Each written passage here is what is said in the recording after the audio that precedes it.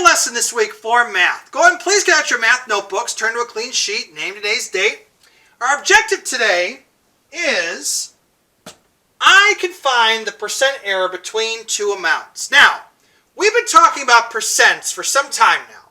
We've been looking at part, whole, percent, calculating simple interest, calculating principals, times, but now we're going to look at percent error.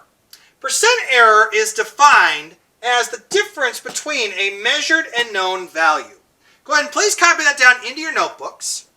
And also copy down this formula. Now, this is the formula we're going to be using today to figure out percent error.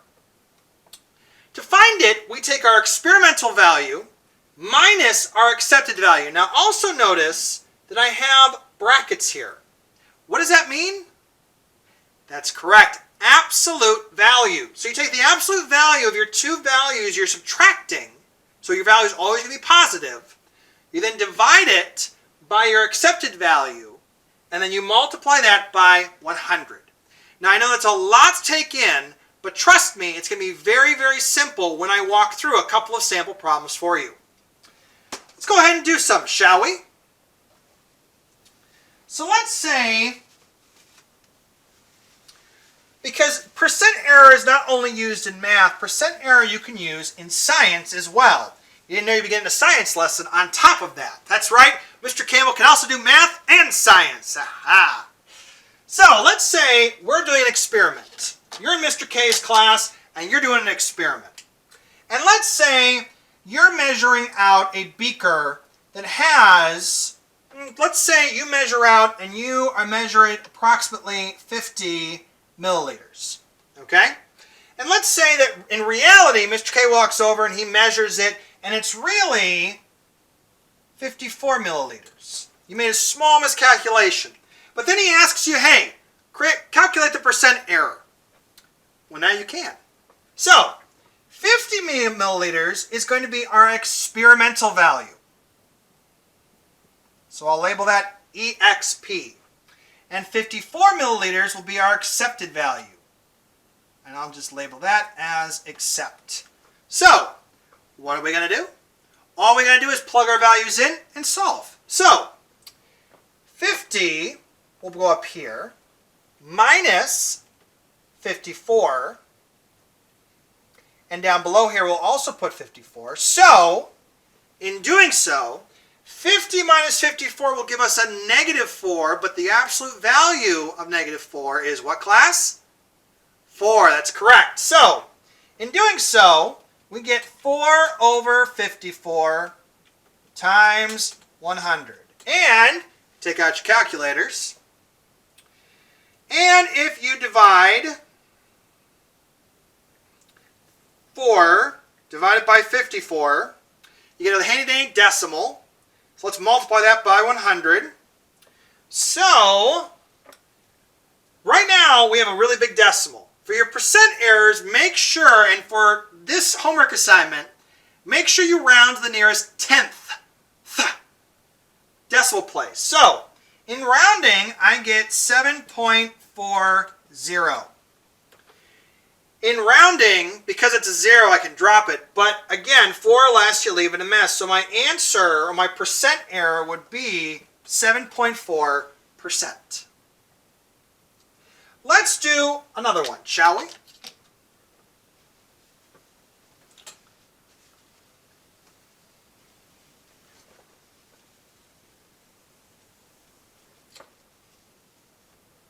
All right, let's say instead you're measuring. Let's say you're working on your house. Right now, while we're in quarantine, the perfect time to do all these Home Depot projects. And let's say you're helping out your parents. And you say, and your parents ask you to measure out, maybe you're working on your basement. And they go, all right, well, measure out this, this section of the floor. And you go, I already know, Mom and Dad, no big deal. It's 12 inches. And your parents then go, all right, I guess I'll have to measure. And they go down, they take out their measuring stick, and they say, you're wrong. It's actually 19 inches. What's the percent error? So, Again, your experimental value will be 12, what you measured, opposed to what's really the value, which will be 19. So let's plug that in. So your experimental will be 12. Accepted will be 19. So let's go ahead and solve that, shall we? 12 minus 19 is what value, class? That's correct. It is 7. So now you have 7, and again, I'll give you a negative 7, but again, that absolute value, which will make it a positive 7, so 7 over 19 times 100. So again, take out your calculator, 7 divided by 19 times 100, we get 36.84, and if we round it, what are we going to round it to, class? The nearest what? Tenth. That is correct. So, if we round it, because that 4 is in the hundredths place, 4 or less, you leave it a mess.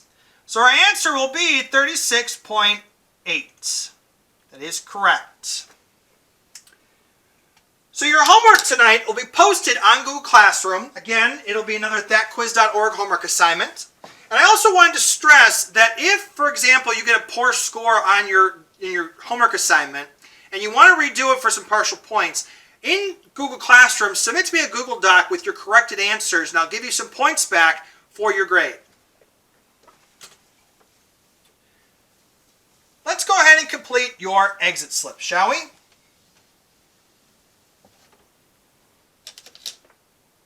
Oh, forgot a few values there.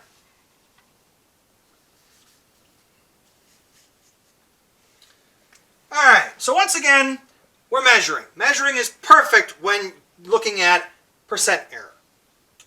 Let's say we measure 10 feet. We're working on a school project, requires us to measure distances, and we think it's going to be 10 feet.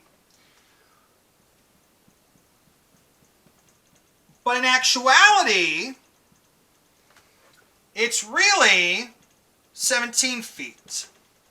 So what I want you to do is I want you to pause the video right now, and I want you to give me the percent error for the following. All right, let's go ahead and solve it, shall we? 10 will be our experimental value. 17 will be our accepted value. So once again, let's plug them in. So 10 minus 17 over 17 times 100. 10 minus 7 is what, class? Negative 7, but the absolute value of negative 7 is what? Positive 7, that's correct. 7 over 17 times 100. So take out your handy-dandy calculators. Let's calculate. 7 divided by 17 times 100. And rounding to the nearest tenth will be what, class? That's correct. We will end up with 41.17, and rounding will give us 41.2%. Thank you all, 7th graders, for joining me for this math lesson. Tune in next week when we talk more about percent error and we delve into more percent-related content. This is Mr. Campbell saying, keep studying, 7th grade.